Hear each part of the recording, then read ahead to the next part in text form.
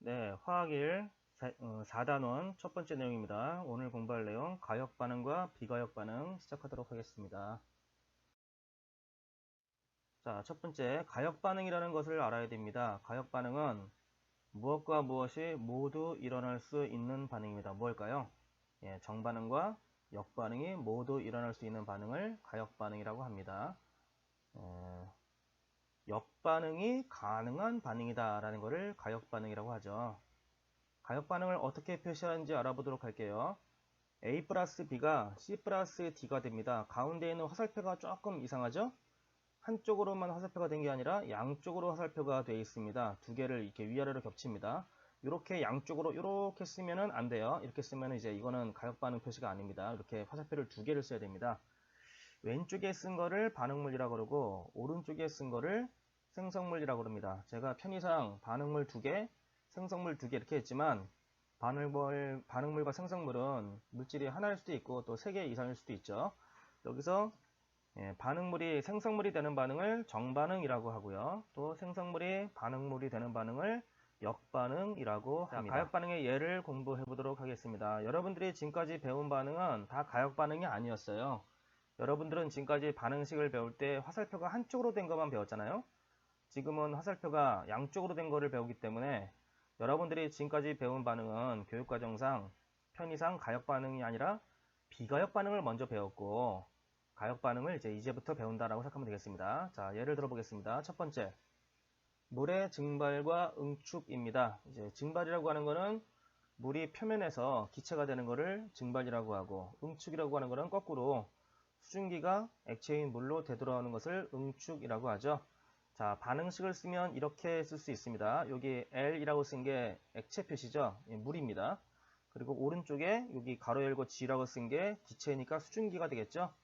액체가 수증기가 되는 반응, 오른쪽으로 가는 반응을 증발이라고 하고요. 그리고 왼쪽으로 가는 반응을 응축이라고 합니다. 왼쪽으로 가는 반응은 수증기가 다시 물이 되는 반응이니까 뭐 구름이 비가 되는 반응 뭐 이런 걸로 예를 들 수가 있겠죠.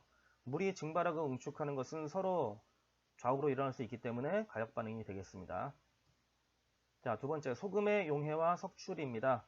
반응식을 이렇게 쓸 수 있을 것 같아요. 자, 소금 해놓고 가로 열고 S라고 쓴 것이 고체이니까 아직 녹지 않은 소금이죠.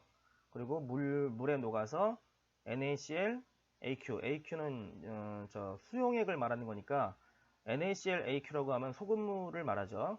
녹지 않은 고체 소금이 물에 녹아서 소금물이 되는 반응을 소금의 용해라고 하고, 그리고 소금물이 다시 거꾸로 그 고체 소금으로 되돌아가는 반응을 그 석출이라고 합니다. 그래서 용해와 석출이 서로 일어날 수 있기 때문에 이것을 가역 반응이라고 합니다.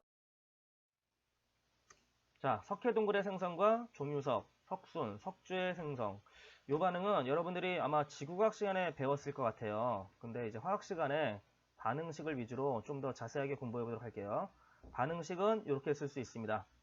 CaCO3 더하기 H2O가 H2O 더하기 CO2가 반응해서 CaHCO3-2가 되는데 여기 왼쪽에 써있는 CaCO3는 탄산칼슘이라고 해서 석회암 덩어리를 말해요. 석회암 덩어리가 이만하게 있는 거대한 석회암 덩어리. 이게 뭐 거대하다고 하는 게 어느 정도 거대하냐면 거의 산 하나 크기가 정도 될 정도로 거대한 석회암 덩어리가 있죠. 석회암 지대가 되겠죠. 그런 석회암이 물과 CO2 기체가 녹아있는 그런 빗물이죠. 빗물을 받아가지고 CaHCO3, 요거는 이제 탄산칼슘이라고 합니다. 요 물질은 물에 녹으면 여기 오른쪽에 보면 AQ라고 써 있으니까 수용액이죠. CaE 플러스와 EHCO3 탄산 수소 이온이죠.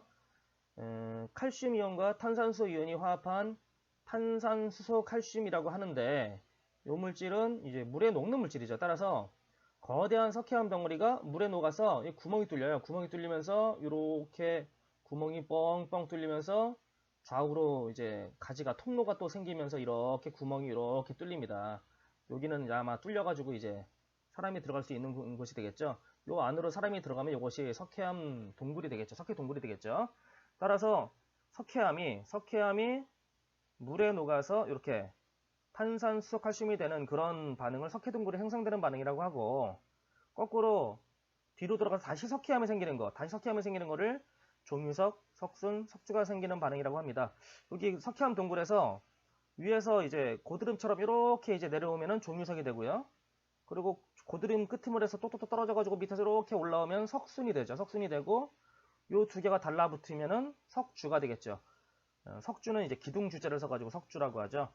사진을 보여드리겠습니다. 이게 석회동굴, 그죠? 구멍 뻥 뚫린 석회동굴인데요. 요 위에서 내려온 게 종유석, 그리고 밑에서 올라온 게 석순, 그리고 요 뒤가 요 두 개가 붙어 있는 거를 석주라고 하는데 요 놈은 아직 붙질 않았네요. 그리고 여기도 아직 안 달랑말랑한데 여긴 붙었군요. 여기 붙어 있는 요것이 석주가 되겠습니다. 예, 요 반응은 가역 반응인데 이게 보통 몇만 년, 몇천 년 동안 일어나는 느리게 진행되는 반응이라서 이 반응은 반응 속도가 상당히 느린 그런 반응이다라고 알면 되겠습니다. 자, 염화코발트 육수화물의 생성과 분해라고 합니다. 염화코발트 육수화물, 처음 듣는 용어일 텐데 중학교 때 아마 염화코발트를 들은 적이 있을 거예요. 푸른색 염화코발트에 물을 가하면 붉은색이 된다 하고 아마 배운 기억이 날지도 모르겠습니다. 반응식을 쓰면 이렇게 씁니다. 코발트가 CO입니다. 두 번째 O를 소문자로 써야 되겠죠? 대문자로 쓰면은 이제 일산화탄소가 되니까 두 번째 O를 소문자로 써서 COCl2라고 하면 염화코발트가 되고요. 물 분자 6개하고 달라붙어가지고 COCl2 6H2가 됩니다. 요 중간에 점이 찍혀 있는 거 점입니다. 물 분자 6개하고 그냥 달라붙은 거죠. 결정을 이루면서 달라붙은 거를 염화코발트 육수화물이 됩니다. 물 분자 6개랑 달라붙었으니까 육수화물 그러죠. 숫자가 물 숫자고 물과 화합한 물질이다. 근데 물 6개랑 화합한 물질이니까 육수화물 그럽니다. 흔히 우리가 이제 탄소랑 물이 화합한 물질을 탄수화물이라고 말하기도 하죠. 자, 이게 왼쪽에 COCl2가 파란색이고요. 푸른색. 그리고 오른쪽에 육수화물은 붉은색입니다. 그래서 물을 가하면 붉은색이 된다라고 하죠. 자, 밑에 사진을 볼게요. 염화코발트 시험지를 팝니다. 과학사 같은 데 파는데 물을 가하지 않았을 때는 파란색에다가 물을 물속에 담그거나 물을 뿌려주면 붉은색이 돼요. 그리고 요 놈을 드라이기로 다시 말리면 다시 파란색으로 돌아갑니다. 그리고 다시 물을 다시 적시면 다시 빨간색이 되고 그래서 왔다 갔다 할 수 있기 때문에 역시 이 반응도 가역 반응이 되겠습니다. 자, 비가역 반응. 여러분들이 지금까지 배웠던 반응들이 다 비가역 반응이었어요. 그 얘가 뭔지 한번 보겠습니다. 아마 여러분들이 배운 반응이 많을 텐데 비가역 반응은 정반응만 일어나는 반응입니다. 역반응이 거의 일어나지 않는, 아주 일어나지 않는다라고 말하기는 좀 심하죠. 조금은 일어날 수 있겠죠. 하지만 거의 무시되기 때문에 역반응이 일어나지 않고 정반응만 일어난다고 볼 수 있는 그런 반응을 비가역 반응이라고 합니다. 첫 번째 얘가 연소 반응입니다. 불에 타는 반응이죠. 예를 들어볼까요? 아주 유명한 반응이죠. 메테인이 불에 타는 반응. CH4 더하기 EO2가 CO2 플러스 EH2입니다. 메테인이 산소랑 화합해서 이산화탄소하고 물이 되는 그런 반응입니다. 이 반응, 이산화탄소가 물하고 반응한다고 해서 다시 거꾸로 돌아와서 메테인이 생기진 않죠. 그렇기 때문에 이 반응은 역반응이 진행되지 않는 반응이니까 비가역 반응이죠. 이 반응 말고도 여러 가지 연소 반응들이 다 비가역 반응이에요. 이미 불에 타버린 게 다시 되돌아올 수 없으니까요. 불조심합시다. 자, 두 번째. 기체 발생 반응. 마그네슘이 고체죠. 고체 마그네슘, 금속인데 염산에 넣으면 요 HCl이 염화수소인데 물에 녹으면 염산이죠. 염산에 녹으면 MgCl2라고 하는 물에 녹는 물질이 생기고 그 다음에 수소라고 하는 기체가 생깁니다. 이게 오른쪽에다가 이렇게 화살표를 이렇게 긋기도 하는데 옛날에는 이렇게 걷는데 요즘에는 그냥 기체라고 표시해서 이 화살표를 생략시키곤 해요. 이렇게 기체가 발생해서 날아가 버리니까 다시 거꾸로 돌아오지 않습니다. 이것도 비가역 반응입니다. 물론 MgCl2 수용액에다가 수소를 불어 넣는다고 해서 뒤로 오지도 않죠. 그래서 이 반응도 비가역 반응입니다. 자, 그 다음 앙금 생성 반응. 자, 중학교 때 많이 배웠던 반응이에요. 아마 본 사람 많을 텐데요.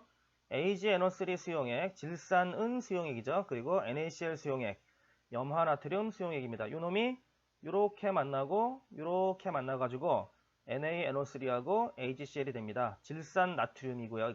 이 놈이 질산 나트륨이고 요 AgCl이 요 놈이 고체이기 때문에 얘가 앙금입니다. 이 AgCl이 앙금이 다시 분해되지 않습니다. 그래서 역반응이 안 되기 때문에 역시 이 반응도 비가역 반응입니다. 자, 네 번째 중화 반응. 자, 유명한 반응입니다. 졸업할 때까지 아마 수도 없이 볼 텐데요. HCl과 NaOH 반응하죠. 이제 염산과 수산화나트륨이라고 하는 염기가 반응해서 NaCl, 소금이 생기고 염이 생기죠. 염이 생기고 물이 생깁니다. 이것이 중화 반응입니다. 이 NaCl 더하기 H2O가 소금물이죠. 소금물에 또 물 들어갔으니까 역시 소금물이죠. 소금물을 오래 놔둔다고 해서 다시 산과 염기로 돌아가는 게 아니기 때문에 이 반응도 역시 비가역 반응입니다. 자, 비가역 반응이 뭐고 가역 반응이 뭔지 정확히 이해하시기 바랍니다. 자, 오늘 수업 여기서 마치겠습니다. 수고 많으셨습니다.